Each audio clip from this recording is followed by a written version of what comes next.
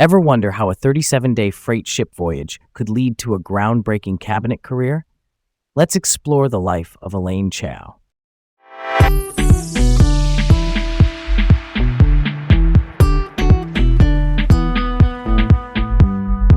Hi, I'm Leah, feeling curious today and eager to dive into this topic. And I'm Garrett, excited to learn more about Elaine Chao. Welcome to Laid Back Learning with Leah and Garrett. Topic on the table: Elaine Chao, U.S. Cabinet official and business director, first Asian American woman in a U.S. presidential cabinet. Big milestones and big debates ahead. Here's something to get us started. I once met a neighbor at a community event who came to the U.S. with almost no English, 2 kids, and a single suitcase. She told me that the first months felt like living underwater. Everything sounded muffled, and every errand took triple the energy. But she kept showing up: night classes, 2 jobs. Fast forward a decade, she was translating for families at our local clinic. I think about that when I read that Elaine Chao spent 37 days crossing the ocean as a child and then learned English from scratch. Different lives, but that core feeling of pushing through uncertainty, that perseverance note, really resonates with me. All right, let's set the stage for this one. Elaine Chao is an American business leader and public official who served as Secretary of Labor from 2001 to 2009 and Secretary of Transportation from 2017 to 2021. That's rare air. Few people hold multiple cabinet posts. Think of leading those departments like steering a massive ship through choppy seas. Lots of agencies moving in different directions. You need clear charts, strong timing, and a steady hand when the weather turns fast. Basic picture, right? Labor is about wages, workplace safety, and benefits. Transportation covers aviation, highways, rail, maritime, and more.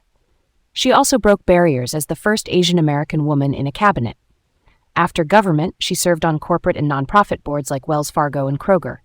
For context, boards oversee company strategy and hold management accountable. She's also been active in philanthropy.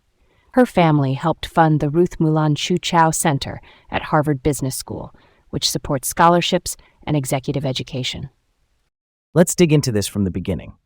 Elaine Chao was born in 1953 in Taipei, Taiwan. Her parents, Ruth Mulan Chu Chao and James S.C. Chao, were Weishengren, Chinese, who moved to Taiwan after the Chinese Civil War. Her father came to New York in 1958 to start building a life, and in 1961, 8-year-old Elaine, her mother, and 2 sisters joined him after a 37-day voyage on a freight ship. She arrived not speaking English, and the family squeezed into a 1-bedroom apartment in New York, while her father worked multiple jobs. Education thread next. She went to Caixing Elementary in Taiwan, then Syosset High School in New York. She earned a BA in economics from Mount Holyoke, took a semester in money and banking at Dartmouth, and then got an MBA from Harvard Business School. That set her up for finance roles. She worked as an international banker at Citicorp in New York, and later as a vice president handling syndications at Bank of America's Capital Markets Group in San Francisco. Syndications, by the way, are when multiple lenders team up to fund a big loan. It spreads risk across the group. Her policy doorway opened with a White House fellowship during the Reagan years. That program places rising leaders in senior federal offices for a year to learn and contribute. From there, she stepped into transportation policy. In 1986, she became Deputy Administrator of the Maritime Administration. In 1988, she chaired the Federal Maritime Commission. And from 1989 to 1991, she served as U.S. Deputy Secretary of Transportation under President George H.W. Bush. Those roles gave her a panoramic view of ports, ships, and the web of logistics that keep trade moving. She then moved to lead the Peace Corps from 1991 to 1992. Quick explainer. The Peace Corps is a U.S. volunteer program that sends people abroad to help with education, health, and community development while building cultural exchange. She launched first-ever programs in post-communist and former Soviet states like Poland, the Baltics, Ukraine, Georgia, Armenia, and Russia. After that, she took on a messy challenge at United Way of America, a major charity hurt by a leadership scandal. From 1992 to 1996, she focused on governance reforms and rebuilding donor trust. Somewhere along that timeline in 1993, she married Mitch McConnell, a longtime U.S. Senator from Kentucky. Jumping to 2001, she became Secretary of Labor under President George W. Bush. Supporters say her approach leaned toward compliance assistance, helping employers understand and follow the law rather than primarily focusing on punishment. Critics, including the Government Accountability Office, said some wage complaint investigations fell short, and internal audits said an OSHA program missed the mark in targeting high-risk workplaces. OSHA, by the way, is the Occupational Safety and Health Administration. It sets and enforces workplace safety standards. Her Labor Department also made major rule updates. In 2003, they revised labor union financial disclosures under the Landrum-Griffin Act to deter embezzlement and financial mismanagement. In 2004, they revised white-collar overtime rules under the Fair Labor Standards Act. Employers liked the clarity, while advocates worried about eligibility. After 9/11 in 2001, the department ran cleanup job grants, OSHA safety monitoring at disaster sites, and supported workers with unemployment and income aid. In 2002, during the West Coast ports dispute, the administration obtained an injunction under the Taft-Hartley Act. That law lets the federal government intervene in certain labor disputes that threaten national health or safety. It was the first such use since 1971, with economic losses estimated near $1 billion a day. Speaking of safety, mining was another crucible. MSHA, the Mine Safety and Health Administration, is the agency for mine safety. In 2006, the Sago explosion killed 12 miners, the Alma fire killed 2, and the Darby mine explosion killed 5. A 2007 Inspector General report said MSHA missed required inspections in 2006 and noted fatalities had risen that year. The Crandall Canyon disaster in 2007 to 2008 killed 6 miners and 3 rescuers. Later, in 2013, a federal appeals court ruled MSHA can be liable for a negligent inspection that leads to a miner's wrongful death, and by 2014 the Alma case settled with a commitment to new training on preventing underground mine fires. So, gains and gaps lived side by side. And to be fair to the mixed picture, audits did criticize data quality and follow-up for some OSHA initiatives, but supporters of her tenure point to record back-wage recoveries and historically low injury, illness, and fatality rates during those years. That shows how measurement frames the debate. Do you judge by penalty counts or by outcomes like fewer injuries? That's a real policy tension. After leaving government in 2009, she returned to think tank work and media commentary and joined various boards from finance to mobility tech. Federal disclosures showed significant compensation for some posts, like Wells Fargo. In 2016, President-elect Donald Trump tapped her for Secretary of Transportation, and the Senate confirmed her in 2017 by a 93-6 vote. Mitch McConnell, her husband, abstained. At DOT, she emphasized regulatory reform and permitting efficiency, and she supported new tech through programs like the Drone Integration Pilot Program in 2017, which helped real-world testing. Later, the FAA certified UPS Flight Forward, a UPS subsidiary, to run drone deliveries on a medical campus. She also created the Net Council in 2019, the Non-Traditional and Emerging Transportation Technology Council, meant to coordinate across DOT on drones, automated vehicles, and even commercial space. Think of it like a roundtable to prevent ideas from getting stuck between agencies. The FAA proposed a remote ID rule for drones in 2019. Remote ID is basically a digital license plate in the sky. It broadcasts a drone's identity and location for safety and accountability. DOT also launched the Roots initiative for rural infrastructure. On the space front, the FAA proposed streamlined launch and reentry rules, and the Commercial Spaceflight Federation said the draft didn't fully meet industry goals, which shows how hard balance is when safety and innovation both matter. Then came COVID. DOT pressed airlines on refund obligations, emphasized keeping highway rest areas open for truckers, and worked with states so food trucks could serve drivers. The CARES Act, a 2020 relief law, enabled DOT to move big dollars, about $25 billion for transit, $10 billion for airports, and about $1.02 billion for Amtrak, plus support for aviation payrolls. DOT also awarded over $1 billion for airport projects to maintain safety and readiness. It was triage and stabilization to keep the mobility backbone intact. Controversies landed too. Some critics argued she used office resources in ways that overlapped with family interests. Her family runs Foremost Group, a shipping company founded by her father, James S.C. Chao. Reports noted she did interviews with her father while in office, and a planned 2017 China trip was canceled after questions about including family in meetings. The Department of Transportation's Inspector General later referred potential criminal matters to the Justice Department in December 2020. DOJ declined to open investigations.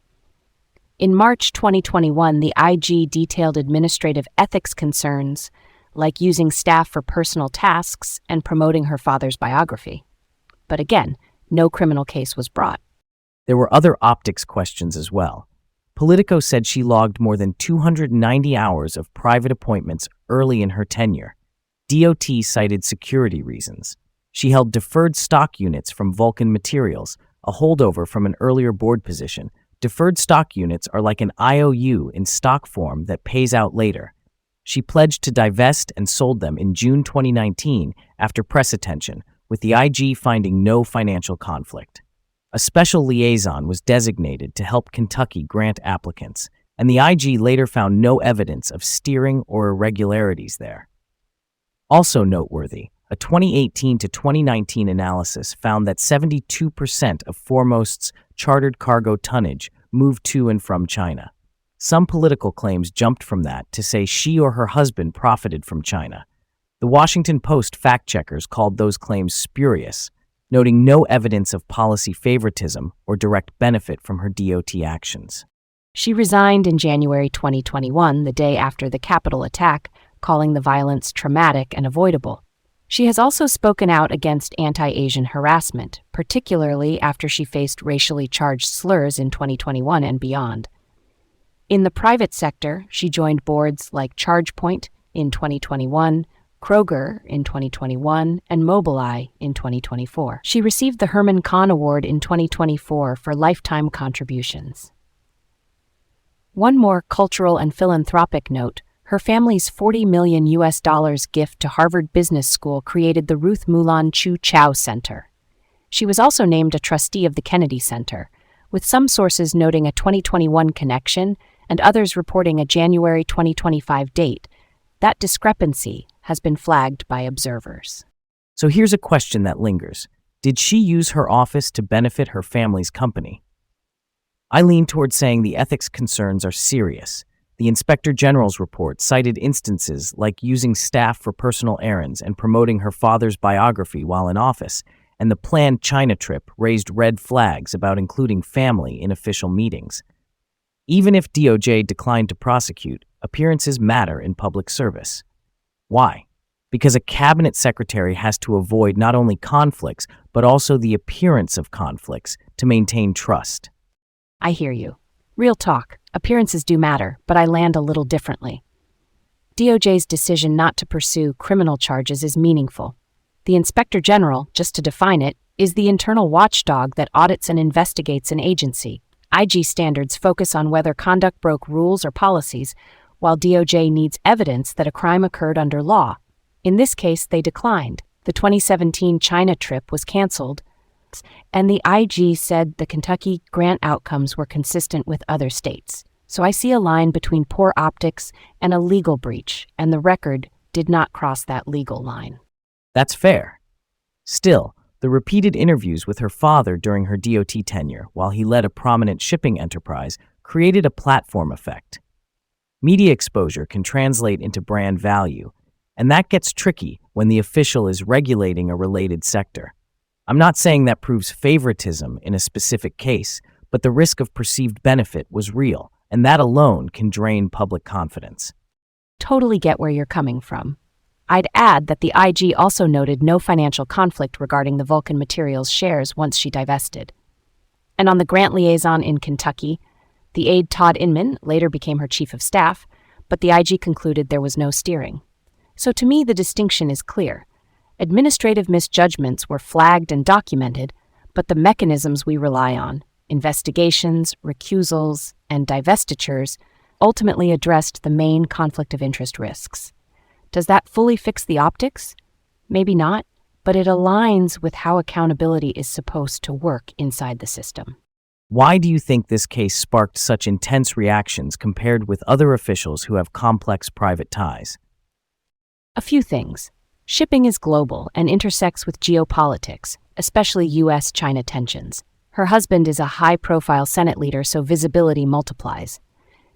And when an official works in transportation while having family roots in maritime shipping, that proximity invites extra scrutiny. Add in the broader climate around anti-Asian rhetoric, and you get an amplified conversation that mixes ethics, politics, and identity. Quick pop culture adjacent note: if you're ever in Louisville, the McConnell Chao Archives at the University of Louisville's Ekstrom Library preserve materials from their public careers. It's a research window into congressional leadership and executive branch administration. And at Harvard Business School, the Ruth Mulan Chu Chao Center is a visible symbol of the family's philanthropy. The first HBS building named after a woman and after an American of Asian ancestry. Architecture and archives as living memory. That's fascinating. Counterfactual time. What if she hadn't resigned after January 6, 2021? I could imagine a few ripple effects. 1. She might have stayed hands-on with airline refund enforcement as cancellations and schedule shifts kept evolving. 2. DOT's role in stabilizing transit and airports through remaining relief funds could have maintained a steadier communications cadence. And 3. The narrative around cabinet accountability would have shifted. Staying could have been read as choosing continuity over protest, which changes how historians tell that chapter. I'd add that if she'd stayed, the department's innovation threads, drones, automated vehicles, and commercial space coordination via the Net Council, might have kept a tighter tempo into the handoff period. At the same time, not resigning would likely have drawn sharper criticism from those who saw January 6 as a red line. So the trade-off becomes preserve policy momentum inside DOT or take a stand that signals where you draw ethical lines. Her choice made her the first cabinet official to resign after that day, which set a tone for how some leaders responded. Either path had costs. If she stayed, the department might have benefited from continuity during a fragile pandemic phase. If she left, which she did, she underscored a values statement about the events. It's one of those moments where governance and personal conviction meet in a very public way. All right, here's where we'll leave it. Elaine Chao's story mixes immigrant perseverance, high-stakes policy, innovation pushes, and real ethics debates. Stay curious, keep learning, and let's carry the nuance forward. Yeah, that ties it up nicely. Thanks for exploring this with me. Always good to puzzle that one out. Until next time, stay curious.